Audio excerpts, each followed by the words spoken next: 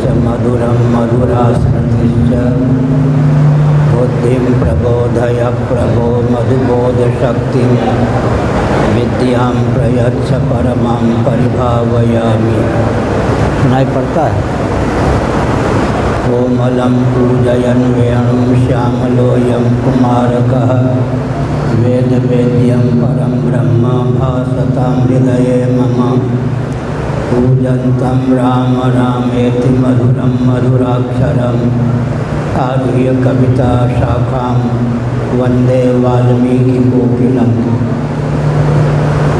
निगमकल्पतरोर्गलितं फलं शुकमुखादमृतद्रवसंयुतं पिबत भागवतं रसमालयं मुहुर्हो रसिका भुवि भावुकाः। तृणादपि सुनीचेन तरोरपि सहिष्णुना अमानिना मानदेन कीर्तनीय सदा हरि। नारायणाखिलगुरो भगवन्नमस्ते शिवाय नमः शिवलिंगाय नमः। तन्मे मनः शिवसङ्कल्पमस्तु सर्वे भवन्तु सुखिनः। श्रीराम जय राम जय जय राम।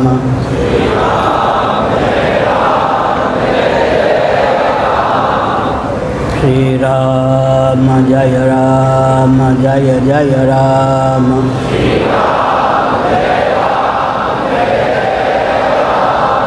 धर्म की अधर्म का प्राणियों में विश्व का गौ माता की गोहत्या भारत सर्वभूत हृदय धर्म सम्राट श्री स्वामी करपात्र जी महाराज की, श्री जगन्नाथ महाप्रभु की, श्री बलभद्र महाप्रभु की, भगवती सुभद्रा देवी की, श्री गोविंद भगवान की। हर हर महादेव। गोविंद जय जय गोपाल जय जय।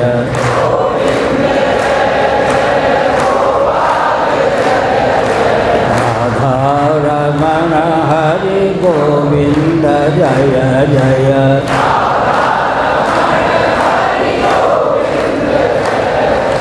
श्री कृष्ण गोविंद हरे मुरारे।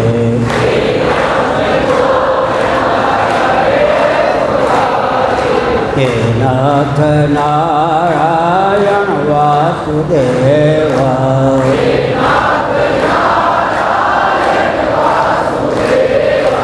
गोविंद जय जय गोपाल जय जय।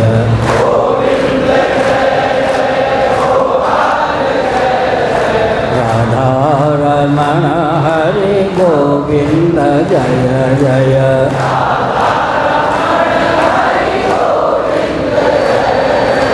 गोविंद जय जय गोपाल जय जय।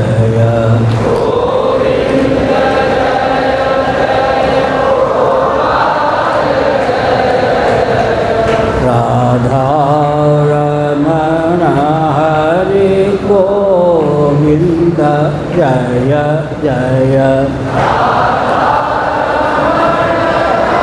गोविंद जय जय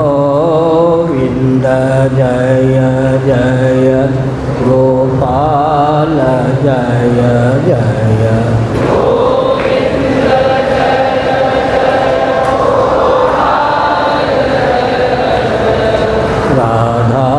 राधारमण हरि गोविंद जय जय।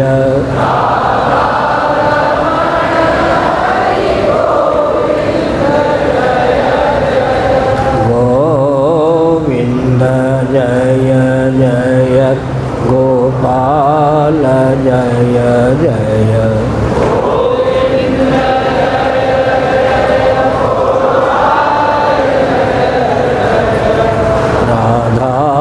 राधारमण हरि गोविंद जय जय।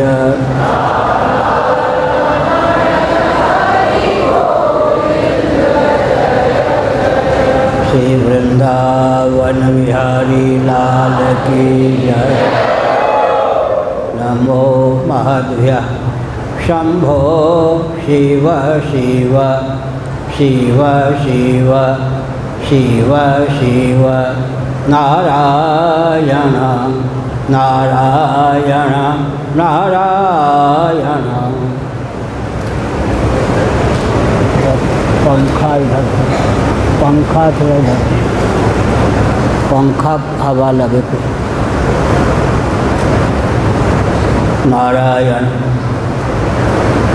समुपस्थित समादरणीय संत वृंद, विद्वद वृंद, भक्त वृंद एवं भक्तिमती मातृशक्ति,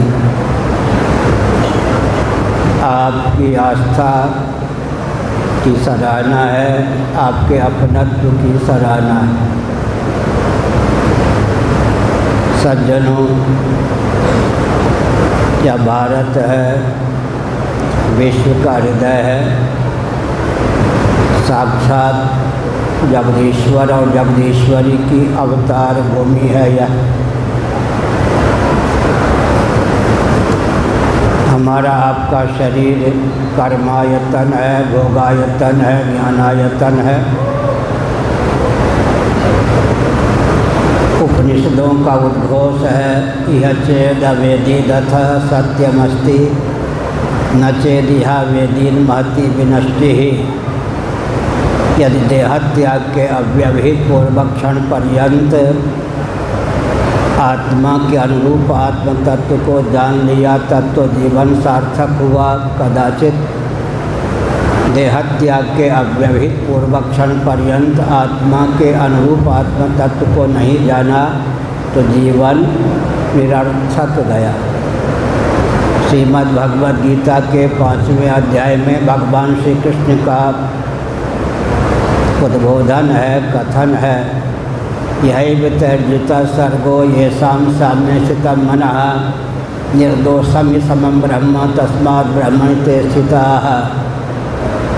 उन्होंने जीवन काल में ही पुनर्भव पर विजयश्री प्राप्त कर ली, जिनका मन सकल सदोष और विषम अनात्मक प्रपंच से उपरत होकर निर्दोष और सम परमात्मा में सन्निहित हो गया। असतो माँ सद्गमय तमसो माँ ज्योतिर्गमय मृत्योर्मा अमृतम गमय। बृहदारण्यक उपनिषद का उद्घोष है। जीव की भावना का इसमें चित्रण किया गया है। हे प्रभु, मेरे जीवन में उस बल और वेग का आधान हो जो कुछ अनित्य है, मृत्युग्रस्त है, असत है, उससे मन उपरत होकर आप जो जगदाधार नित्य मृत्युंजय हैं उसमें मन सन्निहित हो जाए। जो कुछ अचित है, अज्ञान है, भाष्य है, उससे मन उपरत होकर, कर्षित होकर आप चिद्रूप ज्ञान स्वरूप परमात्मा में मन सन्निहित हो जाए। जो कुछ ताप है, वेदना है, उससे मन उपरत होकर आप जो आनंद स्वरूप हैं उसमें मन सन्निहित हो जाए। मृत्यु, जड़ता और दुख से अतिक्रांत जीवन की उद्भावना वैदिक सिद्धांत है। अमीबा नामक छोटे से जीव को भी अगर कोई छेड़ने का प्रयास करता है तो वह भी मृत्यु से बचने का प्रयास करता है। ऐसी स्थिति में मृत्यु, जड़ता और दुख से अतिक्रांत जीवन को प्राप्त करने का प्रयास करना चाहिए। जीव की इच्छा का सत्वत विषय सच्चिदानंद तत्व ही है। एक दार्शनिक, वैज्ञानिक, व्यावहारिक सिद्धांत है कि प्रत्येक अंश स्वभावतः अपने अंशी की ओर समाकृष्ट होता है। वृक्षादि में, तरुलता, गुल्मादि में पत्र, पुष्प, फल इत्यादि सन्निहित होते हैं। अपने उद्गम स्थान से जब वो च्युत हो जाते हैं तो आकर्षण केंद्र पृथ्वी ही सिद्ध है। क्योंकि प्रत्येक अंश स्वभावतः अपने अंशी की ओर समाकृष्ट होता है। जितना भी पार्थिव पृथ्वी का कार्य है पृथ्वी की ओर प्रतिक्षण समाकृष्ट होता रहता है। जल की धारा स्वभाव से निम्नगामिनी होती है, समुद्र की ओर समाकृष्ट होती है। अग्नि की ज्वाला स्वभाव से नभोमंडल में विद्यमान आदित्य की ओर समाकृष्ट होती है। और हमारा प्राण पवन जो व्यष्टि है वह समष्टि प्राण पवन की ओर वायु की ओर समाकृष्ट होता है। इन दृष्टांतों के बल पर डंके की चोट से यह तथ्य ख्यापित होता है कि प्रत्येक अंश स्वभावतः अंशी की ओर समाकृष्ट होता है। भगवान श्री कृष्ण का वचन है भगवद गीता के 15वें अध्याय में, ममई वांशो जीवलोके जीवभूत सनातनः। यह जो जीव है मेरा सनातन अंश सरीखा है, सनातन है। जीवों के आकर्षण का विषय एकमात्र मैं सच्चिदानंद स्वरूप परमात्मा ही सिद्ध होता हूँ। तुलसीदास जी महाभाग ने भगवान श्री कृष्ण के वचन को अपने शब्दों में उद्भाषित करते हुए लिखा, ईश्वर अंश जीव अविनाशी चेतन अमर सहस्र राशि। हमको आपको भगवत कृपा से प्रतिदिन 5-7 घंटे गाढ़ी नींद सुलभ होती है। गाढ़ी नींद की विशेषता क्या है? जो भौतिकवादी हैं कम्युनिज्म आदि की धारा में बहने वाले हैं, उनकी मान्यताओं पर गाढ़ी नींद का वेग पानी फेर देता है। ध्यानपूर्वक सुनिए। चेतना विशिष्ट शरीर को आत्मा मानने वाले भौतिकवादी होते हैं, कम्युनिज्म की धारा में बहने वाले होते हैं, चार्वाक सिद्धांत के अनुगामी होते हैं। विषय जन्य आनंद को ही आनंद समझने वाले भौतिकवादी होते हैं। लेकिन जब गाढ़ी नींद का वेग प्राप्त होता है तब शरीर को भुलाकर सोने की भावना का उदय होता है, इंद्रियों को भुलाकर सोने की भावना का उदय होता है, अंतःकरण को भुलाकर सोने की भावना का उदय होता है। प्राण बहुत प्यारा है, प्राणों को भी भुलाकर सोने की भावना का उदय होता है। विषयजन्य आनंद पर व्यक्ति लट्टू है, लेकिन मर्त्य लोक की अपेक्षा बहुत उत्कृष्ट और अधिक प्रचुर आनंद प्रतिक्षण व्यवहार दशा में ब्रह्मा जी को सुलभ है। वे ब्रह्मा जी भी विषयजन्य आनंद का त्याग करके योग निद्रा प्राप्त करते हैं। कदाचित ब्रह्मा जी को भी योग निद्रा सुलभ ना हो तो वे विक्षिप्त हुए बिना न रहे। अभिप्राय क्या हुआ? जहाँ विषयजन्य आनंद होता है वहाँ तृप्ति होती है, भोक्ता भोग और भोग्य। जहाँ तृप्ति होती है वहाँ द्वैत होता है, 2 या 2 से अधिक का नाम है द्वैत। जहाँ द्वैत होता है वहाँ श्रम होता है, और जहाँ श्रम होता है वहाँ निरतिशय आनंद नहीं होता। तुलसीदास जी महाभाग ने विनय पत्रिका में इस तथ्य को उद्भाषित करते हुए लिखा, सपनहु नहीं सुख द्वैत दर्शन बात कोटिक को कहे। स्वप्नावस्था में भी द्वैत का दर्शन सुखप्रद नहीं होता। इसका अर्थ क्या है? गाढ़ी नींद की विशेषता क्या है सज्जनों? द्वंद्व और दुख से विनिर्मुक्त दशा में हम गाढ़ी नींद में होते हैं। सर्दी गर्मी भूख प्यास इत्यादि द्वंद्व हैं, और दैहिक दैविक भौतिक ताप का नाम दुख है। गाढ़ी नींद की उपयोगिता क्या है, महत्ता क्या है? गाढ़ी नींद के प्रभाव से द्वंद्व और दुख से अतिक्रांत जीवन हमको प्राप्त होता है। एक बार वृंदावन में सन 1972 की बात, मैं उन दिनों ब्रह्मचारी था, ब्रह्मचारी आश्रम में था। ज्योतिष मठ के पूज्यपाद जगत गुरु शंकराचार्य श्री कृष्ण बोधाश्रम जी महाभाग एक दिन के लिए उड़िया बुआ जी के आश्रम में वृंदावन में पधारे। वे सत्संग भवन में आसन पर अकेले बैठे थे। मैंने मर्यादा का पालन करके कुछ दूर बैठकर पूछना चाहा, कुछ मुझसे पूछते नहीं बना। उन्होंने कृपा करके मुझको प्रश्न कर दिया, बताओ ईश्वर ने गाढ़ी नींद क्यों बनाई? मैं चाहता तो उत्तर दे सकता था, लेकिन मैंने कहा, भगवान मैं आपका बालक और विद्यार्थी हूँ। आपने जो प्रश्न किया है उस प्रश्न का उत्तर आपके श्री मुखारबिंद से सुनना चाहता हूँ। बहुत प्रसन्न हुए पूज्यपाद श्री कृष्ण बोधाश्रम जी महाभाग। लगभग 45 मिनटों तक उन्होंने अपने द्वारा किए गए प्रश्न का उत्तर दिया। कदाचित ईश्वर ने गाढ़ी नींद न बनाई होती तो हम तुम पागल ही होते, विक्षिप्त ही होते।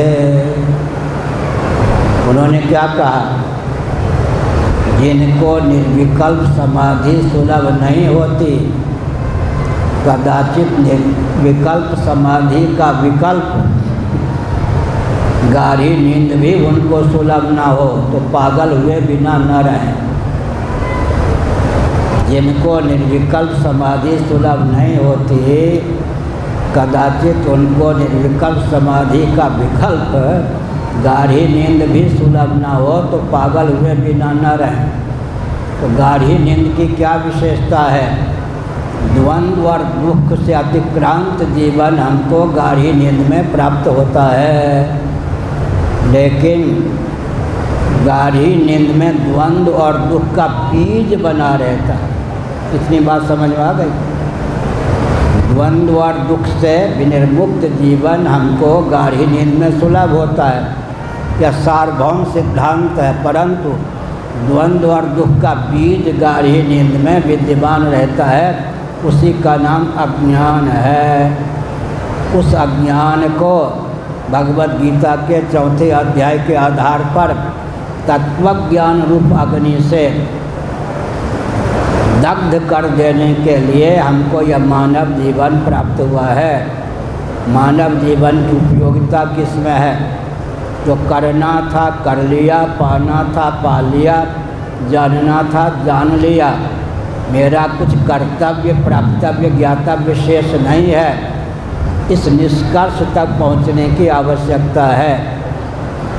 श्रीमद् भगवद गीता के 3रे अध्याय के आधार पर मैंने कहा, 7वें अध्याय के आधार पर मैंने कहा, 15वें अध्याय के आधार पर मैंने कहा। फिर से सुनिए, जो करना था कर चुका, मेरा कुछ कर्तव्य शेष नहीं है। जो पाना था पा चुका, मेरा कुछ प्राप्तव्य शेष नहीं है। जो जानना था जान चुका, मेरा कुछ ज्ञातव्य शेष नहीं है। इस स्थिति की समुपलब्धि मानव जीवन की सार्थकता है।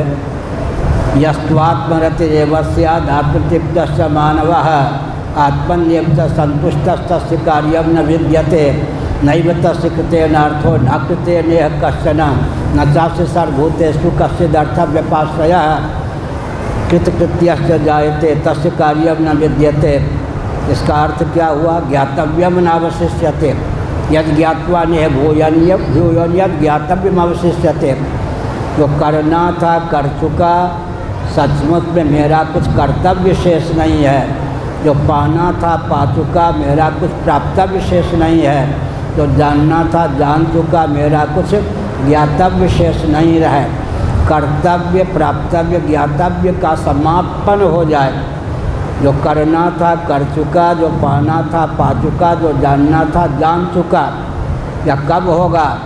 जब सच्चिदानंद स्वरूप परमात्मा को प्रत्यगात्मा समझेंगे। आत्मा स्वरूप परमात्मा में, परमात्मा स्वरूप आत्मा में प्रकृति सहित प्रपंच की अध्यक्षता का चंचल विज्ञान जब होगा, तब कर्तव्य, प्राप्तव्य, ज्ञातव्य का उच्छेद हो जाएगा। इस रॉकेट, कंप्यूटर, एटम, मोबाइल के युग में भी सनातन सिद्धांत की उपयोगिता पूर्ववत सिद्ध है।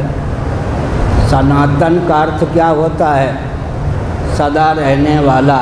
हर देश में, हर काल में, हर परिस्थिति में, हर व्यक्ति के लिए जिसकी उपयोगिता सिद्ध हो वही सनातन सिद्धांत है। सृष्टि की उत्पत्ति का रहस्य जानना हो तो वेदादि शास्त्रों का आलंबन लीजिए। सृष्टि की रक्षा का स्थिति का रहस्य जानना हो तो वेदादि शास्त्रों का आलंबन लेना होगा। सृष्टि की समृद्धि या संभार का रहस्य जानना हो तो वेदादि शास्त्रों का आलंबन लेना होगा।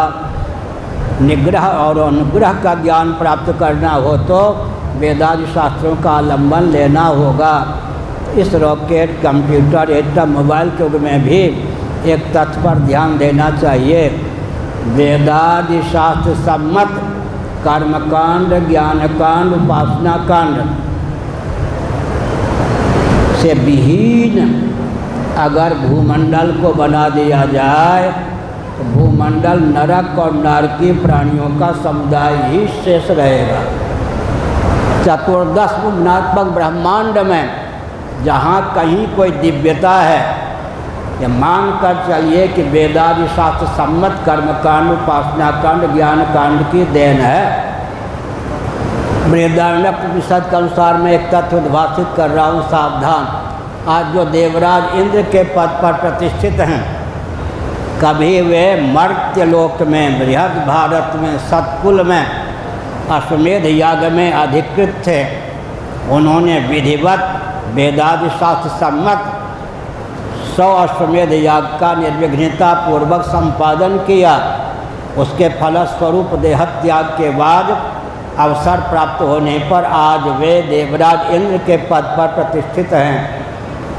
आज ब्रह्मा जी के पद पर, हिरण्यगर्भ के पद पर कौन प्रतिष्ठित हैं? बृहदारण्यक के अनुसार मर्त्यलोक में, बृहद भारत में, सतकुल में उत्पन्न थे। हमारी आपकी तरह वे मनुष्य थे। उन्होंने हिरण्यगर्भ से तादात्म्यपत्ति का क्या किया? प्रयास किया, ध्यान किया। हिरण्यगर्भ से तादात्म्यपत्ति के कारण, एकत्व के कारण, हिरण्यगर्भ में अहमिति के कारण देहत्याग के बाद आज वे ब्रह्मा जी के पद पर प्रतिष्ठित हैं। इंद्र, कुबेर, वरुण इत्यादि जितने देवता हैं, मान के चलिए कि वेदादि शास्त्र सम्मत कर्मकांड, उपासना कांड, ज्ञान कांड की चमत्कृति उनके जीवन में है। अगर वेदादि शास्त्र सम्मत सिद्धांत को एक वाक्य में हम गुंफित करना चाहें तो क्या होगा? देह के नाश से जीवात्मा का नाश नहीं होता, देह के भेद से जीवात्मा में भेद की प्राप्ति नहीं होती। सार्वभौम सिद्धांत है। भगवद गीता का उल्लेख ही संकेत में पर्याप्त है।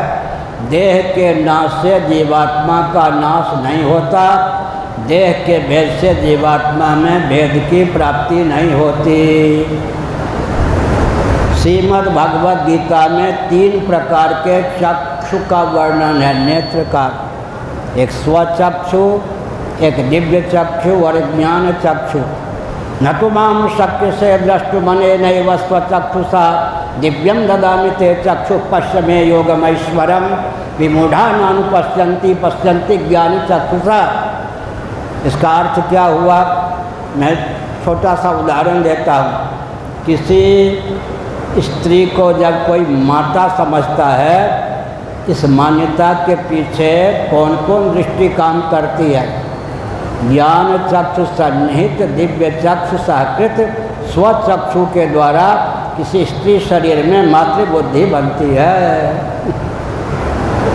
जब कोई व्यक्ति पुरुष है, उसमें पितृबुद्धि है, मेरे पिता हैं। यहाँ भी तीनों प्रकार के चक्षु काम करते हैं।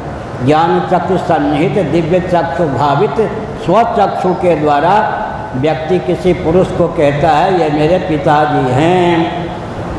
जागृत अवस्था में स्वचक्षु की प्रधानता है। स्वप्नावस्था में भगवत कृपा से सबको दिव्य चक्षु की प्राप्ति होती है। इस शरीर की पहुँच स्वप्न में है क्या? कोटि कोटि यांत्रिक, मानसिक, तांत्रिक विधाओं का आलंबन लेकर भी स्वप्न में इस शरीर को नहीं पहुंचा सकते। यहाँ की पृथ्वी को, यहाँ के जल को, यहाँ के तेज को, यहाँ के वायु को, यहाँ के आकाश को, यहाँ के स्थावर जंगम प्राणियों को स्वप्नावस्था में नहीं पहुंचा सकते। अपूर्वस्थानी धर्मोयम स्वप्नावस्था में क्या होता है, नई सृष्टि बनती है। स्वप्नावस्था में हमको आपको जो शरीर प्राप्त होता है, क्या सचमुच में वह सप्त धातुमय होता है? स्वप्नावस्था के शरीर को स्वप्नावस्था का आतंकवादी कहीं ठान कर दे तो शरीर से रक्त की धारा अपलावित होती हुई परिलक्षित होगी। लेकिन नींद टूटने पर विचार करें कि क्या सचमुच में स्वप्नावस्था का जो शरीर होता है सप्तधातुमय होता है क्या? मनोराज्य का शरीर सप्तधातुमय होता है क्या? केवल चक्षुर्बंध के द्वारा, दृष्टिर्बंध के द्वारा सदा तद्भाव भावित होने के कारण स्वप्नावस्था में हमको मालूम पड़ता है कि चोट लगी, गिर पड़ा, रक्त की धारा पाँव से गिरने लग गई। सचमुच में स्वप्नावस्था में हमको जो शरीर प्राप्त होता है सप्त धातुमय नहीं होता। केवल भावना की प्रगल्भता से हमको लगता है कि स्वप्नावस्था का शरीर सप्त धातुमय है। भगवान का श्री विग्रह कितना दिव्य होगा, यह तो कैमुतिक न्याय से सिद्ध है। कार्योपाधिरयम जीव कारणोपाधिरीश्वर कार्यकारणताम हित्वा पूर्ण बोधोवशिष्यते। हमारा आपका शरीर भी जो स्वप्न का होता है सप्त धातुमय नहीं होता है, मनोमात्र होता है। आत्म चैतन्य से अधिष्ठित अर्धनिद्रित मन इंद्रियों के सो जाने पर वासना की प्रगल्भता निद्रा दोष के वशीभूत होकर स्वयं ही जब ग्राहक भाव के रूप में उद्दीप्त होता है तब स्वप्नावस्था की प्राप्ति होती है। लेकिन स्वप्नावस्था में एक शरीर, जागृत अवस्था का शरीर अपनी जगह लेटा होता है। स्वप्न में हमको व्यवहार संपादन के लिए एक नया शरीर प्राप्त हो जाता है। देह में भेद होने पर भी आत्मा में भेद तो नहीं होता ना। तभी तो मैं जो जगा था वही मैंने स्वप्न देखा, उसी मुझको गाढ़ी नींद की प्राप्ति हुई, अब मैं फिर जगा हूँ। इस प्रकार की प्रतिविज्ञा के बल पर डंके की चोट से सिद्ध होता है कि देह के भेद से जीवात्मा में भेद नहीं होता। कहीं हमको आपको भगवान गोविंद की कृपा से, इन संतों की कृपा से 5 मिनटों के लिए दिव्य चक्षु प्राप्त हो जाए। कल्पना कीजिए दिव्य चक्षु की प्राप्ति हो गई 5 मिनटों के लिए। अब आप संकल्प कीजिए, अनादिकाल से अब तक मैंने जितने शरीरों को सब बना दिया है, मेरे द्वारा त्यागे गए उन सब शरीरों का एक कालावच्छेदन मुझे दर्शन प्राप्त हो तो क्या होगा? हम में आप में से एक एक जीव ने अनादिकाल से अब तक जितने शरीरों को सब बना दिया है, कदाचित एक कालावच्छेदन उन सब शरीरों का हमको दर्शन प्राप्त हो। एक एक जीव के द्वारा त्यागे गए शरीरों से कोटि कोटि ब्रह्मांड पट जाए। गणित का अर्थ क्या होता है? गणना योग्य जो गणेय है उसका अंकन गणित है। अगणित का अर्थ क्या होता है? ईश्वर के कार्यालय में भी लेखा जोखा नहीं है कि अनादिकाल से अब तक एक एक जीव ने जितने शरीरों को सब बना दिया है, कदाचित उसके द्वारा त्यागे गए उन सब शरीरों का उसे एक कालावच्छेदन दर्शन प्राप्त हो। एक एक जीव के द्वारा त्यागे गए शरीरों से कोटि कोटि ब्रह्मांड पट जाए। उन शरीरों की अपेक्षा यह शरीर एक अधिक है, अधिक से अधिक तो यही कह सकते हैं ना।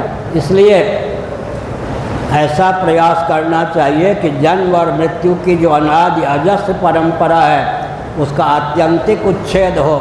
इसका उपाय भगवान ने भगवद गीता के 5वें अध्याय के अनुसार क्या किया, कहा, इसका उपाय बताया। यही वितर्जिता सर्गो ये शाम साम्य स्थित मनः निर्दोषम समम ब्रह्म तस्मात् ब्रह्मण ते स्थिता। उन्होंने जीवन काल में ही पुनर्भव पर विजयश्री प्राप्त कर ली, जिनका मन सकल सदोष और विषम अनात्म प्रपंच से उपरत होकर निर्दोष असम परमात्मा में सन्निहित हो गया। असतो माँ सद्गमय तमसो माँ ज्योतिर्गमय मृत्योरमा अमृतम गमय। यह जो संसार बना है श्री गौड़ पादाचार्य महाभाग के अनुसार, मांडूक्य कारिका के अनुसार उपायस्तोवताराय, उपायस्तोवताराय, भगवत स्वरूप में, परमात्मा में, निर्दोष असम ब्रह्म में हमारा मन प्रतिष्ठित होने योग्य हो जाए, इस क्षमता का समर्जन करने के लिए, क्षमता को प्राप्त करने के लिए संसार बना है। उपायस्तोवताराय, भगवत स्वरूप में चित्त अवतीर्ण होने योग्य, प्रतिष्ठित होने योग्य, सन्निहित होने योग्य हो जाए, ऐसा बल और वेग जीवन में अर्जित करने की आवश्यकता है। लेकिन इसके लिए क्या आवश्यक है सज्जनों? जो कुछ विषम है, सदोष है, उससे चित्त को परत कर निर्दोष असम परमात्मा में लगाने का प्रयास करना चाहिए। भगवद गीता के 18वें अध्याय के अनुसार अभ्यासाद रमते यत्र दुखांतम च निगच्छति, अभ्यासाद रमते यत्र, अभ्यास करते करते करते करते फिर क्या होता है? भगवत स्वरूप में, सच्चिदानंद परमात्मा में मन रमने लगता है। जब मन रमने लगता है तो दुखों का अंत हो जाता है। एक बहुत विचित्र बात है, मन अभ्यास के द्वारा भगवत स्वरूप में रम सकता है। घटना याद आ गई, छोटी अवस्था रही होगी 5 साल की, खेलता कूदता था, बड़े भाई दिल्ली या काशी से आए, घर के लोगों से पूछा कि विद्यालय जाता है या नहीं। घर वालों ने कहा खेलता कूदता है, 5 साल का है। एक पड़ोसी भाई को लिया, एक स्वयं उन्होंने पकड़ लिया। हमको एक झांकी याद है, उस समय हमको लग रहा था जैसे बलि के लिए कोई बकरा ले जा रहा हो। मैं खूब चिल्ला रहा था, वो स्कूल ले जाके नाम लिखा दिया उन्होंने। लगभग 10 दिनों के बाद पढ़ने का इतना चस्का लग गया कि उन दिनों पहली कक्षा में भी रात के 12 बजे तक पढ़ता था, सुबह 5 बजे से। इसका अर्थ क्या है? अभ्यासाद रमते यत्र, मन में भगवत स्वरूप में सन्निहित होने योग्य क्षमता अर्जित करने के लिए पहले अभ्यास की आवश्यकता होती है। एक बहुत विचित्र बात है, भगवान रसस्वरूप हैं और हमारा आपका मन रसिक है। लेकिन तुलसीदास जी ने क्या कहा? जो मही राम लागते मीठे, तो नव रस सड रस रस अनरस हो जाते सब सीठे।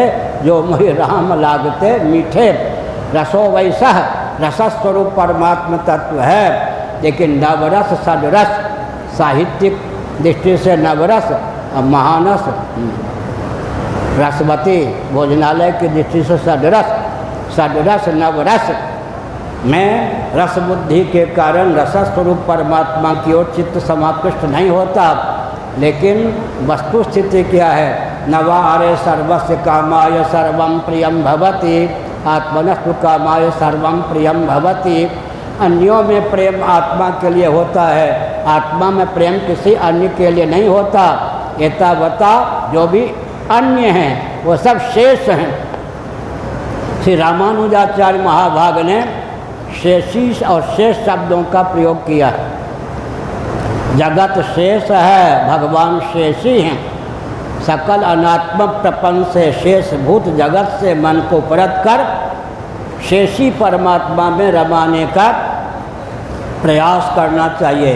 अभ्यास करते करते जब भगवत स्वरूप में मन रम जाता है तो फिर क्या है? सारा संसार नीरस हो जाता है। नीरस होने के बाद कि सारा संसार सरस क्यों हो जाता है? वेदांत प्रस्थान के अनुसार रसस्वरूप जो भगवत तत्व है, परमात्म तत्व है, वो जगत का केवल निमित्त कारण ही नहीं अपितु पादान कारण भी है। आधुनिक भाषा में मेकर ही नहीं, मैटर भी है। हमारे भगवान की क्या विलक्षणता है? वेदादि शास्त्र सम्मत ईश्वर की क्या विलक्षणता है? लोग कह सकते हैं कि ईश्वर में भी भेद है क्या? आत्मा और आत्मा में भेद है या नहीं? आत्म तत्व एक सरीखा है। आत्मा को लेकर जो मान्यता है उसमें बहुत भेद है। नैयायिक वैशेषिक जो हैं तो आत्मा को स्वतः सत्य नहीं मानते, सत्ता नामक गुण के योग से सत्य मानते हैं। स्वतः चित्त नहीं मानते, ज्ञान नामक गुण के योग से चित्त मानते हैं। स्वतः आनंद नहीं मानते, सुख नामक गुण के योग से आनंद मानते हैं। नैयायिकों का, वैशेषिकों का आत्म तत्व अर्थात उनकी मान्यता के अनुसार जो आत्म तत्व है वो न स्वरूप से सत्य है, न चित्त है, न आनंद है। वेदांत सम्मत जो आत्म तत्व है सत्य भी है, चित्त भी है, आनंद स्वरूप भी है, नित्य है, स्वप्रकाश है, प्रत्यगात्मा होने के कारण परम प्रीति का विषय है। हमारे भगवान जगत बनाते ही नहीं, जगत बनते भी हैं। नैयायिकों का ईश्वर जगत बना सकता है, जगत बन नहीं सकता। वैशेषिकों का ईश्वर जगत बना सकता है, जगत बन नहीं सकता। शेश्वर सांख्यवादी योगियों का ईश्वर जगत बना सकता है, जगत बन नहीं सकता। कुरान शरीफ और बाइबल की सीमा का ईश्वर जगत बना सकता है, जगत बन नहीं सकता। इसलिए साक्षात अवतार भी नहीं ले सकता। जिनका ईश्वर जगत बनाता भी है, जगत बनता भी है, उनका ईश्वर साक्षात अवतार लेता है। क्या हमारे ईश्वर की विशेषता क्या है? हमारे भगवान जगत बनाते भी हैं, जगत बनते भी हैं। तदैक्षत सईक्षां चक्रे सो कामयत बहुश्याम प्रजाएय तदात्मान स्वयमकृत बहुश्याम तहिदया सर्वम खलिदम ब्रह्म वासुदेव सर्वमिति। हमारे भगवान जगत बनाते हैं, जगत बनते भी हैं। इसलिए वे साक्षात श्री रामकृष्णादि रूपों में अवतीर्ण होते हैं। हम भगवान को सगुण साकार भी मानते हैं, सगुण निराकार भी मानते हैं और स्वरूपता निर्गुण निराकार भी मानते हैं। हम भगवान की उपासना तीनों रूपों में करते हैं। हमारे भगवान सगुण साकार होते हुए सगुण निराकार हैं, सगुण निराकार होते हुए निर्गुण निराकार हैं। श्रीमद् भगवत गीता के 4 अध्याय के अनुसार विचार कीजिए। अजोपि सन् अव्ययात्मा भूतानाम ईश्वरोपि सन्, केवल इस वचन के अनुसार ही संभवाम युगे युगे तदात्मानम सजाम्यहम। इन वचनों के अनुसार विचार करें। भगवान ने कहा मैं अज हूँ, अव्ययात्मा हूँ, ऐसा कहकर भगवान ने अपने निर्गुण निराकार स्वरूप को ख्यापित किया। भूतानाम ईश्वरोपि सन्, प्राणियों का, पंचभूतों का नियामक हूँ, प्रकृति का भी नियामक हूँ, ऐसा कहकर भगवान ने अपने सगुण निराकार अंतर्यामी स्वरूप को ख्यापित किया। और संभवामि आत्ममायया संभवामि युगे युगे, समय समय पर मैं श्री रामकृष्णादि रूपों में अवतीर्ण भी होता हूँ। हमारे भगवान सगुण साकार भी हैं, सगुण निराकार भी हैं, निर्गुण निराकार भी हैं। हम लोग भी इस शरीर में तादात्म्यापत्ति की दशा में सगुण साकार है। स्वप्नावस्था में जो शरीर हमको व्यवहार संपादन के लिए प्राप्त होता है उसमें तादात्म्यापत्ति के कारण स्वप्न में भी सगुण साकार हो जाते हैं। लेकिन कर्मेंद्रियां सगुण निराकार हैं, ज्ञानेंद्रियां सगुण निराकार हैं, अंतःकरण सगुण निराकार है, प्राण सगुण निराकार हैं। केवल सूक्ष्म शरीर में या लिंग शरीर में या अतिवाहिक शरीर में तादात्म्यापत्ति की दशा में हम सगुण निराकार होते हैं। तत्वता निरुपाधिक धरातल पर हम निर्गुण निराकार होते हैं। हम निर्गुण निराकार होते हुए सगुण निराकार हैं, सगुण निराकार होते हुए हम सगुण साकार भी हैं। वायु तत्व निराकार है फिर भी उसका अस्तित्व है या नहीं? आकाश निराकार है फिर भी उसका अस्तित्व है या नहीं? अच्छा, बुरा न मानो, होली है। भोजन सगुण साकार है, भूख सगुण निराकार है। भूख आंखों से दिखाई पड़ती है क्या? भूख सगुण साकार है, भोजन सगुण साकार है, भूख सगुण निराकार है और भोजन सगुण साकार है। सगुण साकार भोजन करने पर सगुण निराकार भूख की निवृत्ति हो जाती है। प्यास सगुण निराकार है, पानी सगुण साकार है। सगुण साकार पानी को पीने पर सगुण निराकार प्यास की निवृत्ति हो जाती है। यह चमत्कार है या नहीं? इसी प्रकार से भगवान नाम लोग कह सकते हैं कि इस रॉकेट, कंप्यूटर, एटम, मोबाइल के युग में राम राम राम राम कहने की आवश्यकता क्या? इसका उत्तर सुन लीजिए। आप सब तो सात्विक हैं, आस्तिक हैं, फिर भी उत्तर सुनिए। गाढ़ी नींद आपको आती है या नहीं? आती होगी। खर्राटे लेकर कोई लालू नामक या कालू नामक व्यक्ति सोया हुआ हो, लालू जी प्रसन्न होते हैं जब उनका नाम लिया जाता है। खर्राटे लेकर कोई लालू या कालू नामक व्यक्ति हो सोया हुआ, उसका नाम लेकर पुकारा जाए, लालू लालू या कालू कालू। अब प्रश्न उपस्थापित होता है, जब कोई व्यक्ति खर्राटे लेकर सोया होता है, उसका नाम लेकर उसे पुकारा जाता है, तो क्या वह अपना नाम सुनने के बाद जगता है या जगने के बाद नाम सुनता है? पीले वस्त्र वाले सोए हुए व्यक्ति को जब खर्राटा लेकर सोया होता है, उसका नाम लेकर उसे पुकारा जाता है, तो नाम सुनने के बाद वह जगता है या जगने के बाद नाम सुनता है? हाँ, सुनने के बाद। तो सोया हुआ कैसे है? आपने कहा कि सुनने के बाद जगता है। फिर से सुनिए, खर्राटे लेकर सोया हुआ व्यक्ति जब उसका नाम लेकर पुकारा जाता है, हमने दो प्रश्न किया, क्या वह अपना नाम सुनने के बाद जगता है? इन्होंने कहा नाम सुनने के बाद जगता, तो सोया हुआ सिद्ध नहीं होता। और जगने के बाद नाम सुनता है तो नाम जगाने वाला सिद्ध नहीं होता। तो लालू कालू जैसे लौकिक नाम में भी, लौकिक शब्द में भी अचिंत शक्ति का सन्निवेश है, जिसके कारण सोए हुए व्यक्ति को जब उसका नाम लेकर पुकारा जाता है, तो न तो वो नाम सुनने के बाद जगता है, न जगने के बाद नाम सुनता है। शब्द की अचिंत शक्ति की महिमा से वह जग जाता है। जब लौकिक लालू कालू जैसे नाम में भी इतनी शक्ति का सन्निवेश है, तो ऋग्वेदादि संबत श्री राम कृष्ण वामन माधव अच्युत नारायण, इन नामों में अमोघ अचिंत शक्ति का सज्जनों सन्निवेश है। इसलिए नाम, तुलसीदास जी ने क्या बताया, नाम को लेकर भवसागर चाह था जो पावा, भवसागर में जो था पाना चाहे, अब भवसागर चाह पार जो पावा, भवसागर से जो पार होना चाहे, और नाम लेत भव सिंधु सुखा ही, भव सिंधु सूख जाए, आनंद सिंधु के रूप में परिणत हो जाए। भगवान नाम में तीनों प्रकार की क्षमता सन्निहित है।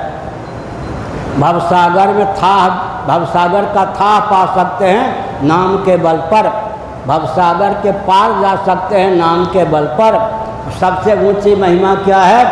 भवसागर भव सिंधु आनंद सिंधु के रूप में परिणत हो सकता है, भव सिंधु सुखा सकता है, सूख जाता है नाम के बल पर। आपको विश्वास हो इसके लिए मैं क्या कहता हूँ, राजस्थान है ना, पहले मरुस्थल, अभी भी उधर कुछ मिल सकता है।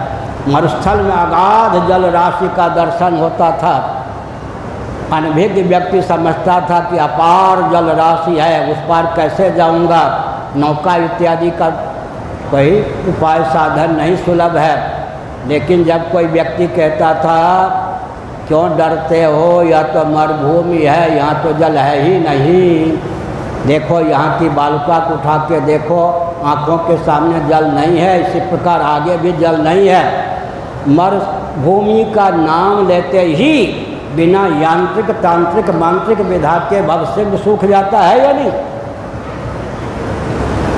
मरुभूमि में जो जल दिखाई पड़े वो मरुसिंधु सूख जाता है या नहीं? बिना यांत्रिक तांत्रिक मांत्रिक विधा का आलम्बन लिए केवल मरुस्थल का ज्ञान होने मात्र से वहाँ का जल सूख जाता है, माने होता ही नहीं, वस्तु स्थिति का ज्ञान हो जाता है।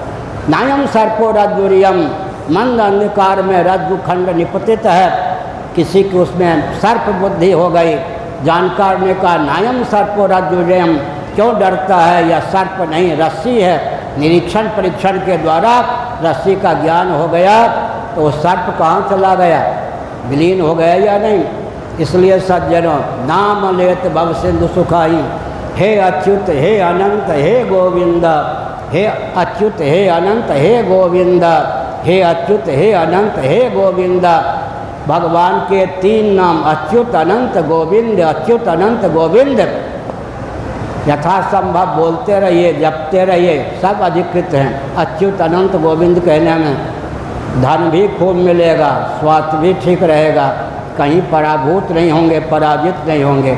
करोड़ों एटम बम की क्षमता को भी मात करने की क्षमता भगवान नाम में सन्निहित है। चलते फिरते उठते बैठते हे अच्युत, हे अनंत, हे गोविंद, हे अच्युत, हे अनंत, हे गोविंद। अब हम संकेत करते हैं, यह भारतवर्ष है या नहीं? विश्व का हृदय है। विश्व में 204 देश आजकल हैं। लगभग 53 देशों में हिंदू निवास करते हैं, मॉरिशस, नेपाल, भारत आदि। फिर से सुनिए, विश्व में 204 देश हैं आजकल।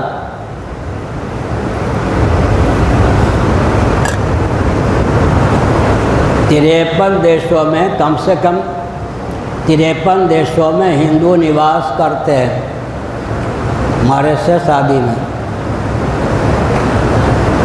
मॉरिशस आदि के जो विचारशील हिंदू हैं, भारत की दशा को देखकर बहुत व्यथित हैं। कदाचित भारत स्वाभिमान पूर्वक डंके की चोट से स्वयं को हिंदू राष्ट्र घोषित कर दे। 1 साल की सीमा में, केवल 1 वर्ष की सीमा में मॉरिशस आदि विश्व के 15 देश स्वयं को हिंदू राष्ट्र घोषित कर दें।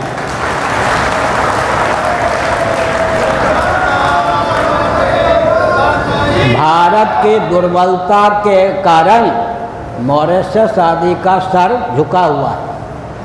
अब मुसलमान, क्रिश्चियन, कम्युनिस्ट ये न समझे कि हमारा क्या होगा। सबके पूर्वज का नाम सनातनी वैदिक आर्य हिंदू है या नहीं? अरे मोहम्मद साहब के पूर्वज कौन थे? ईसा मसीह के पूर्वज कौन थे? लेनिन के पूर्वज कौन थे? मार्क्स के पूर्वज कौन थे? सबके पूर्वज का नाम सनातनी वैदिक आर्य हिंदू है। अपने पूर्वज की पहचान होने पर कोई भी डंके की चोट से छाती पर हाथ रखकर कह सकता है हम हिंदू हैं, हिंदू हैं, हिंदू। सुनिए, बृहदारण्यक उपनिषद के अनुसार बोल रहा हूँ। सबसे पहले श्रीमन नारायण परात्पर पुरुषोत्तम गोविंद विष्णु भगवान के नाभि कमल से सर्वजीव घनात्मक, सर्वदेव घनात्मक हिरण्यगर्भ संज्ञक ब्रह्मा जी का प्रादुर्भाव हुआ। ब्रह्मा जी ने योग बल से अपने आप को मन शत्रुपा के रूप में व्यक्त किया। शत्रुपा ने योग बल से समस्त स्त्री शरीरों के रूप में स्वयं को उद्भाषित किया। 84 लाख योनियों में जो स्त्री शरीर हैं वो शत्रुपा का उल्लास और विलास कायाव्यूह प्रकाशक व्यूह हैं। 84 लाख योनियों में जितने पुरुष शरीर हैं वे सब के सब किसके हैं? मनु के उल्लास और विलास हैं। श्रीमद् भागवत के 2-3 स्कंद का अनुशीलन कीजिए। मरीचि, कश्यप इत्यादि धर्मपत्नियों के गर्भ से, मरीचि, कश्यप इत्यादि महर्षियों की धर्मपत्नियों के गर्भ से शेषनाग भी उत्पन्न हुए, गरुड़ भी उत्पन्न हुए, तरुलता, गुल्म, स्थावर प्राणी भी उत्पन्न हुए। सबके पूर्वज सनातनी वैदिक आर्य हिंदू। क्या मतलब हुआ? अभी देख लीजिए, गीता के 3 अध्याय के अनुसार हमारा आपका जो शरीर है, मनुष्य शरीर है या नहीं? ये माँ के पेट से जेर सहित उत्पन्न होता है या नहीं? यह शरीर जरायुज है। माँ के पेट से जेर सहित उत्पन्न होने के कारण यह शरीर जरायुज है। कितनी बात हो गई? माँ के पेट में कुछ समय अंडा होकर यह शरीर रहता है। तो जेर का मौलिक स्वरूप अंडा है। अंडा का मौलिक स्वरूप माता पिता के रज का सम्मिलित स्वरूप स्वेद है। स्वेद का मौलिक स्वरूप क्या है? अन्न जल। इसका मतलब हमारा आपका शरीर ही वसुधैव कुटुंबकम की व्याख्या है। वसुधैव कुटुंबकम कहाँ लिखा है? महोपनिषद के 6ठे अध्याय का यह वचन है, उपनिषद है, वेद वचन है। वसुधैव कुटुंबकम महोपनिषद के 6ठे अध्याय में कहा गया है, लिखा गया है वसुधैव कुटुंबकम। गरुड़ पुराण के अंतिम अध्याय का अंतिम श्लोक क्या कहता है?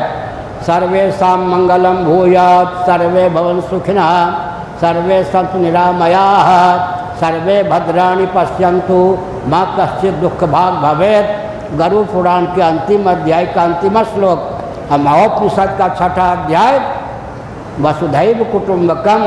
हमारा जो जीवन है वो वसुधैव कुटुंबकम की व्याख्या है। कितने प्राणी हो गए? माँ के पेट से जेर सहित उत्पन्न होते हैं, हम धरायुज हो गए, फिर अंडज हो गए, फिर स्वेदज हो गए, फिर उद्भिज हो गए, और मन में मनोराज में मनसिज प्राणी हो जाते हैं, मनसिज प्राणी। और स्वप्नावस्था में आत्म चैतन्य से अधिष्ठित बुद्धि से अभिव्यक्त होकर हम स्वयंभू हो जाते हैं। हम स्वयंभू होते हुए मनसिज हैं, मनसिज होते हुए जरायुज हैं, जरायुज होते हुए अंडज हैं, अंडज होते हुए स्वेदज हैं, स्वेदज होते हुए उद्भिज हैं। इस प्रकार से अगर अपने शरीर पर विचार करें तो वसुधैव कुटुंबकम की व्याख्या हमारा आपका शरीर है या नहीं। इसलिए पूरे वैदिक वाङ्मय का मंथन करके एक वाक्य गुरु गोविंद ग्रंथ की कृपा से हमने प्राप्त किया, माने मंथन के द्वारा प्राप्त हुआ, जो अभी श्री ऋषिकेश ब्रह्मचारी जी बता रहे थे। पूरे वैदिक वाङ्मय का मंथन करके एक वाक्य हमारा मौलिक स्वरूप निरुपाधिक धरातल पर सच्चिदानंद ही सिद्ध होता है। औपाधिक धरातल पर विद्योपाधिक होकर, विद्या अपर अविद्या दोऊ, विद्योपाधिक होकर हम जगदीश्वर सिद्ध होते हैं। सर्वज्ञ सर्वशक्ति संपन्न परमात्मा सिद्ध होते हैं विद्योपाधिक होकर। अविद्योपाधिक होकर के हम जीव सिद्ध होते हैं। तो ब्रह्म होते हुए ईश्वर हैं, ईश्वर होते हुए जीव हैं, और जीव होते हुए प्राणी हैं, प्राणी होते हुए जंगम हैं आजकल, और जंगम होते हुए क्या है? मनुष्य हैं, मनुष्य होते हुए फिर क्या है? ब्राह्मण क्षत्रिय वैश्य शूद्र स्त्री पुरुष कुछ और हैं। तो इसका मतलब वसुधैव कुटुंबकम की व्याख्या हमारा आपका जीवन है या नहीं? जोलॉजी बोटोनी सबका इसमें अंतर्भाव हो गया या नहीं? इसलिए जीवन उदात्त भावना चाहिए। कम से कम एक हिंदू परिवार से 1 रुपया 1 घंटा रोज निकले, इतना तो कीजिए। अभी देश में पूरे विश्व में 11वां स्थान भारत का था आर्थिक दृष्टि से। अब नवीन गणना के अनुसार विश्व में आर्थिक दृष्टि से समृद्ध 5 देशों में भारत भी एक है। विश्व में आर्थिक दृष्टि से 5 देश समुन्नत माने जाते हैं, अमेरिका, ब्रिटेन, ये सब, उसमें भारत भी एक है। जर्मनी, जापान और रूस तो गया, अभी नीचे चला गया। विश्व में तो कम से कम एक हिंदू परिवार से एवरेज औसतन 1 रुपया रोज निकले। मान लो 9 परिवार इतना गरीब है कि 1 रुपया रोज नहीं निकाल सकता। 10वें परिवार का एक व्यक्ति खड़ा हो जाए, 9 परिवार की ओर से 9 रुपये, अपनी ओर से 1 रुपया, 10 रुपया, तो अभी तो 1 महीने में 300 ही उसके खर्च होंगे। एक परिवार से 1 रुपया 1 घंटा रोज निकले, मठ मंदिर को केंद्र बना करके उस समय का, उस संपत्ति का उपयोग उस क्षेत्र को दुर्ग बनाने में, स्वयं क्या स्वावलंबी बनाने में, सुशिक्षित बनाने में, हर प्रकार से सुरक्षित बनाने में कीजिए। इतना तो कर सकते। सरकार पर ही निर्भर मत रहिए। ये राजनेता तो पंगु बना देंगे, पंगु बना ही रहे।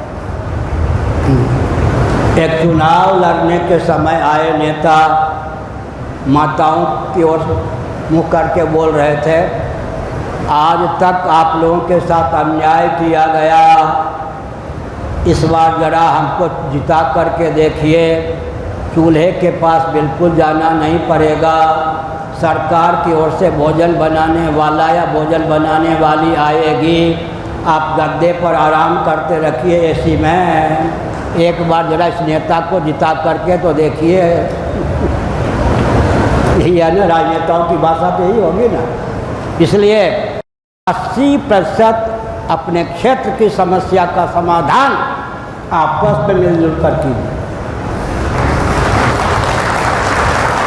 जब आप 80% अपने क्षेत्र की समस्या के समाधान के लिए कटिबद्ध हो जाएंगे, प्रांतीय सरकार के अधीन 16% समस्या का समाधान, रेल इत्यादि केंद्रीय शासन तंत्र के अधीन 4% समस्या का समाधान, झक मार करके नाक बचाने के लिए उनको आगे आना ही पड़ेगा।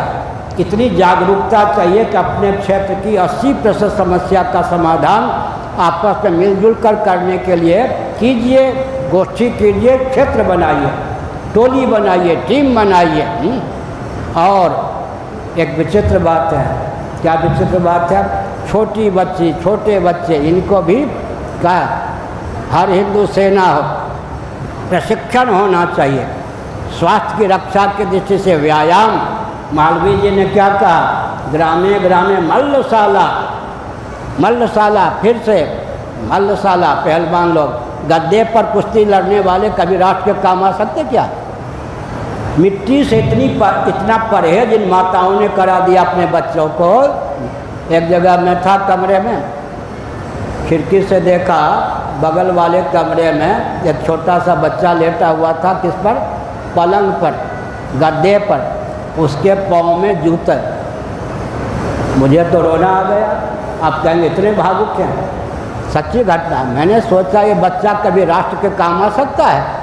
ये माताएं अपने बच्चों को छुई बुई बना रही हैं, पलंग पर, इतने मोटे गद्दे पर जूते पहना करके जब आप अपने बालकों को, अपनी बालिकाओं को लेटाओगी, कभी वो धरती के काम आएगा? घुसखोर बनेगा। कभी वो स्वस्थ रहेगा? मिट्टी से प्रेम ही नहीं, मिट्टी से खेलने नहीं देते बच्चों को, मिट्टी के प्रति प्रेम होगा क्या? राष्ट्रभक्ति उड़ गई है नहीं? मिट्टी से प्रेम परहेज, गद्दे पर भी जूता पहना करके चलाने से बच्चा क्या होगा? घुसखोर होगा, बीमार होगा। इसलिए सज्जनों, हमने कहा ग्रामे ग्रामे मल्लशाला, मालवीय जी ने लिखा व्यायामशाला हो कुश्ती लड़ने के लिए। मिट्टी बच्चा न खावे ये तो ठीक है, लेकिन मिट्टी से परहेज कराने पर कभी मिट्टी के काम बच्चा नहीं आएगा, घुसखोर हुए बिना, बीमार हुए बिना रहेगा ही नहीं। इसलिए बुलंदी के साथ सैन्य क्या प्रशिक्षण ऐसा होना चाहिए। झांसी की रानी ब्राह्मण घर की थी या नहीं? खूब लड़ी मर्दानी, वो तो झांसी वाली रानी थी, बुंदेले हर बोलों की हमने सुनी कहानी थी। नाना के घर में उसने तलवार चलाना भी सीखा था। बच्चियों को, बच्चों को तीर धनुष चलाना सिखाइए, तलवार का प्रशिक्षण दीजिए और मुदगर और साथ ही साथ गदा का भी प्रशिक्षण दीजिए। मैं युद्ध के लिए किसी को चुनौती नहीं दे रहा हूँ, लेकिन तैयार रहना चाहिए। क्या तैयार रहना चाहिए? स्वास्थ्य की दृष्टि से और अपने देश की सुरक्षा की दृष्टि से। रूस यूक्रेन से भिड़ गया, इतना समय हो गया, रूस को कई जगह से भागने के लिए बाध्य होना पड़ा। अगर यूक्रेन के व्यक्ति बहादुर न होते, जूझने में समर्थ न होते, तो रूस इतने समय तक टिकने देता, खा लेता राष्ट्र को। इसलिए हमने संकेत किया हर हिंदू सेना हो, हर हिंदू सनातनी हो, इस रॉकेट, कंप्यूटर, एटम, मोबाइल के युग में भी। एक सुनिए, महाभारत में लिखा है, कान खोलकर सुन लो, महात्मा सब विराजमान हैं। अर्यमा, पूषा, त्वष्टा, ब्रह्मा जी, हिंदुओं के 4 देवता का हमने नाम लिया, अर्यमा, त्वष्टा, पूषा और ब्रह्मा जी। महाभारत शांति पर्व पर ये हिंदुओं के, सनातन धर्मियों के, वैदिकों के, आर्यों के 4 देवता निशस्त्रीकरण के पक्षधर न होने पर भी शस्त्र धारण नहीं करते। कभी कभी कहीं कहीं, जैसे कि पुष्कर में इनकी पूजा होती है। हिंदुओं के यहाँ किनकी पूजा होती है? जो देवी देवता अस्त्र शस्त्र धारण करते हैं, हमारे 4 देवता हैं, निशस्त्रीकरण के पक्षधर न होने पर भी स्वयं शस्त्र धारण नहीं करते, ब्रह्मा जी, पूषा जी, त्वष्टा जी, अर्यमा जी। इसलिए सनातन धर्म में देवी देवता अस्त्र शस्त्र से सुसज्जित। क्या इसका मतलब क्या हुआ? सेना का प्रशिक्षण भी हर व्यक्ति को हो, व्यायाम करने की क्षमता भी हो, साथ ही साथ एक व्यक्ति अपनी सुरक्षा के साथ साथ 10 व्यक्तियों को सुरक्षित रख सके, इसके लिए कराटे इत्यादि का प्रशिक्षण भी हो। सबको अभयदान देते हुए फिर क्या? सुसंस्कृत, सुशिक्षित, सुरक्षित, संपन्न, सेवापरायण, स्वस्थ, सर्वहितप्रद व्यक्ति और समाज की संरचना का प्रकल्प चलाना चाहिए। संयुक्त राष्ट्र संघ भी इससे क्या कोई परहेज करेगा? संयुक्त राष्ट्र संघ को भी अगर मालूम पड़ गया है, सुसंस्कृत, सुशिक्षित, सुरक्षित, संपन्न, सेवापरायण और स्वस्थ व्यक्ति और समाज की संरचना हमारा लक्ष्य होना चाहिए। अन्यों के हित का ध्यान रखते हुए हिंदुओं के अस्तित्व और आदर्श की रक्षा, देश की सुरक्षा और अखंडता के लिए कटिबद्धता का परिचय देना चाहिए। और ध्यान रखें, सबके पूर्वज सनातनी वैदिक आर्य हिंदू थे। 5 मिनट में प्रवचन को विराम देने का भाव है। आजकल मैं क्या करता हूँ, जब तक लहर न चल जाए तब तक कहता रहूँगा।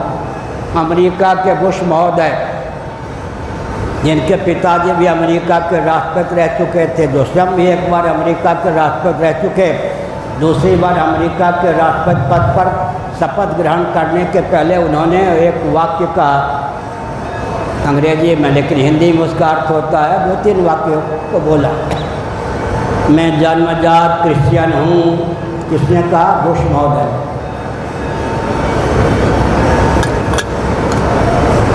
बाइबल में मेरी पूर्ण आस्था है, परंतु सृष्टि संबंधी बाइबल की मान्यताओं पर आधुनिक विज्ञान ने पानी फेर दिया है। इतने अंशों में मैं बाइबल नहीं मानता। जिन्होंने विश्व को वैदिक मैथमेटिक्स दिया, पुरी पीठ के गोवर्धन भट्ट, पुरी पीठ के 143 में शंकराचार्य, श्री भारती कृष्ण जी महाभाग, उन्होंने अंग्रेजी में लिखा है, उनका ग्रंथ है सनातन धर्म, हिंदी अनुवाद भी हमारे यहाँ से प्रकाशित है। उन्होंने लिखा, गीता का जितना अंश बाइबल में है उतने अंश को निकाल लें तो बाइबल में कुछ अपनाने योग्य रहता ही नहीं। पूरे वैदिक वाङ्मय की बात छोड़ दीजिए, नालंदा इत्यादि में, अब काठमांडू में एक पागल है, वो प्रचंड, उसको मैं पागल ही कहता हूँ। नेपाल में जाकर भी मैंने कहा पागल है। प्रचंड पागल ने काठमांडू के ग्रंथागार में आग लगा दिया। लाखों ग्रंथ हमारे अब तक जला दिए गए इन पागलों के द्वारा, उन्मत्तों के द्वारा। फिर भी इतना समृद्ध हमारा वैदिक वाङ्मय है। 32 विद्या 64 कला की समग्र जानकारी केवल एक ग्रंथ ले लीजिए, शुक्र नीति, चौखंबा काशी से हिंदी अनुवाद सहित संस्कृत टीका से प्रकाशित है। शुक्र नीति 32 विद्या 64 कलाओं का वर्णन है। हमने संकेत किया सज्जनों, क्या संकेत किया? हमारे वैदिक वाङ्मय में 32 विद्या 64 कलाओं का वर्णन है। अब थोड़ा विचार करके देखिए, विद्या और कला किसको कहते हैं? आजकल साइंस और आर्ट शब्द का प्रयोग होता है। वाणी के द्वारा जिसकी निष्पत्ति हो उसका नाम विद्या है। मूक या गूंगा व्यक्ति भी जिसका संपादन कर सके उसका नाम कला है। विद्या और कला दोनों में निपुण व्यक्ति अपने लिए और अन्यों के लिए उपयोगी होता है। इसलिए विद्या हमारे जीवन में होनी चाहिए, कला हमारे जीवन में होनी चाहिए और राष्ट्रभक्ति हमारे जीवन में होनी चाहिए। साथ ही साथ हम अपने क्षेत्र को हर प्रकार से स्वावलंबी, सुशिक्षित, सुरक्षित बनाने का प्रयास करें। एक हिंदू परिवार से 1 रुपया 1 घंटा रोज निकले, अपने क्षेत्र को बुलंद करने के लिए मठ मंदिर को केंद्र बनाइए और अपना जीवन ऐसा सुव्यवस्थित हो, एक एक व्यक्ति कम से कम, मैंने कहा एक और एक जोड़ देंगे तो 2 ही होगा, जोड़ने से वृद्धि हुई या ह्रास हुआ। एक एक को नहीं जोड़ेंगे, ऐसे कर देंगे तो 11 हो जाए, जोड़ेंगे तो 2 ही रह जाएगा। कभी कभी योग के द्वारा न्यूनता भी प्राप्त होती है। ऐसे एक और एक को जोड़ देंगे तो 2 ही होगा, जोड़ का चिन्ह नहीं देंगे तो 11 हो जाएगा। तो जोड़ के पक्षधर हैं तो भी 2 बनिए, नहीं तो जोड़ के पक्षधर नहीं है तो बेजोड़ ऐसे कर दीजिए तो 1 और 1 11 हो जाएगा। इसलिए अपना जीवन ऐसा बुलंद रखिए, सबके हित में आपके जीवन का उपयोग और विनियोग हो। इतना उदात्त जीवन होना चाहिए। अपना जीवन अनंत कोटि ब्रह्मांड में जितने प्राणी हैं सबके जीवन में अंत में संध्या वंदन के द्वारा क्या होता था जी? व्यष्टि अध्यात्म और समष्टि अधिदैव दोनों के एकत्व का चिंतन होता था। नेत्र और सूर्य के एकत्व का चिंतन करने पर दीप्ति जीवन में आती थी या नहीं? मन और चंद्रमा के एकत्व का चिंतन होता था। बुद्धि और ब्रह्मा जी के एकत्व का चिंतन होता था। चित्त और वासुदेव जी के एकत्व का चिंतन होता था। अहम और ब्रह्मा जी के, अहम और शिव जी के एकत्व का चिंतन होता था। हमने संकेत किया अध्यात्म और अधिदैव के एकत्व का चिंतन संध्या वंदन का मूल वो भूल गए। अध्यात्म और अधिदैव के एकत्व का, नेत्र और सूर्य के एकत्व का चिंतन कीजिए, देखिए जीवन में कितना बल प्राप्त होता है।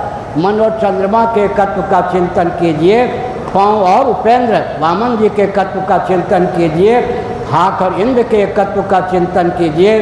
जीवन में अध्यात्म और अधिदैव के एकत्व का चिंतन करने पर अद्भुत बल और वेग की प्राप्ति होगी। बल और वेग की प्राप्ति के लिए अधिदैव और अध्यात्म के एकत्व का चिंतन होना चाहिए। तो जीवन को इतना व्यवस्थित करें, अपना जीवन सबके लिए उपयोगी हो, सबके लिए हितप्रद हो। अंत में हितैषी हितज्ञ, हित करने में तत्पर और समर्थ, 4 योग्यताओं से संपन्न जीवन को बनाने का प्रयास कीजिए। सुनिए, हितैषी माने हित चाहने वाला, हितज्ञ माने हित जानने वाला। हितैषी हों सबके, सबके हितज्ञ हों, हित करने में तत्पर हों, समर्थ हों। जीवन में इतना बल और वेग अर्जित करने के लिए भगवान की आराधना 24 घंटे में 7 घंटे नित्य कीजिए। आप कहेंगे आराधना से क्या लाभ? एक व्यक्ति अपने घर में निमंत्रण कहीं बाहर ना हो तो 25-30 मिनटों में भरपेट भोजन कर लेता है या नहीं? एक बार का किया हुआ भोजन कम से कम 5-7 घंटे तक उसके जीवन में प्रज्ञा शक्ति, प्राण शक्ति को बुलंद रखता है या नहीं? एक आसन पर बैठकर 15-20 मिनटों तक भजन कर लेंगे तो भजनानंद में निमग्न हमारा जीवन अपने लिए अन्यों के लिए उपयोगी होगा। हमारा जीवन अपने लिए अन्यों के लिए उपयोगी हो। हिंदुओं के अस्तित्व राजस्व की रक्षा के लिए कटिबद्धता का परिचय दें और ध्यान रखें सबके पूर्वज सनातनी वैदिक आर्य हिंदू थे। अपने पूर्वजों के मार्ग पर चलिए। क्या संकीर्णता को छोड़कर उदारता का मार्ग अपनाइए, लेकिन उदारता के नाम पर रेल अगर पटरी को छोड़ करके उदारता का परिचय दे तो दुर्घटना हुए बिना रहे या नहीं? इसलिए गीता का पहले अध्याय का वचन ध्यान में रखिए, जाति धर्मा कुल धर्मा च शाश्वता, कुल धर्मा सनातना, यह सिद्धांत का पक्ष है। अर्जुन ने क्या कहा? संभावित युद्ध के चपेट में आकर कहीं सनातन जाति धर्म कुल धर्म में विकृति न आ जाए। अर्जुन को चिंता क्या थी? संभावित युद्ध के चपेट में आकर कहीं सनातन जाति धर्म कुल धर्म में विकृति न आ जाए, इनका विलोप न हो जाए। आजकल विकास की परिभाषा क्या है? मोदी जी और यहाँ के मुख्यमंत्री कौन है? गहलोत जी। उधर मोदी जी सुन लें, इधर गहलोत जी सुन लें, अमित शाह भी सुन लें। जाति धर्म कुल धर्म के लिए गीता में क्या कहा गया? पहला अध्याय सिद्धांत वाक्य है, जाति धर्मा कुल धर्मा च शाश्वता। किसी को गाली देते हैं तो गाली कब लगती है? बुरा न मानो, होली है। रोटी बेटी पर कटाक्ष करने पर ही गाली लगती है या नहीं? अगर रोटी बेटी की सनातन मर्यादा छोड़ देंगे तो गाली नामक कोई चीज़ रहेगी? ऊपर की रोटी में सबका अधिकार, समझ गए? ऊपर की बेटी में अधिकार मत रखिए, ऊपर की रोटी में सबका अधिकार है या नहीं? इसलिए कुल मर्यादा द्वेष मूलक नहीं, जाति धर्मा कुल धर्मा च शाश्वता। आजकल विकास के नाम पर जाति धर्म कुल धर्म को विकृत विलुप्त करने का प्रयास चल रहा है, जबकि वैदिक वाङ्मय चिल्ला के कहता है जाति धर्मा कुल धर्मा च शाश्वता। पाँव को कितना भी प्रशिक्षण दो हाथ का काम नहीं कर सकता, मुंह को कितना भी प्रशिक्षण दो आँख का काम नहीं कर सकता, आँख का काम आँख के द्वारा ही होगा। इसलिए जाति धर्मा कुल धर्मा च शाश्वता। जाति धर्म संकीर्णता का द्योतक नहीं है, कुल धर्म संकीर्णता का द्योतक नहीं है। अगर जाति धर्म कुल धर्म का पालन होगा, हर बहू बेटी का सूल सुरक्षित रहेगा या नहीं? शील एक उदाहरण देता हूँ, प्रवचन को विराम देता हूँ। दुष्यंत का नाम सुना होगा, महाभारत अभिज्ञान शकुंतलम भी। कर्ण ऋषि ब्राह्मण थे, नैष्ठिक ब्रह्मचारी थे, संध्या आदि का चयन करने के लिए वन के किसी भाग में गए थे। राजा दुष्यंत उनसे मिलने गए।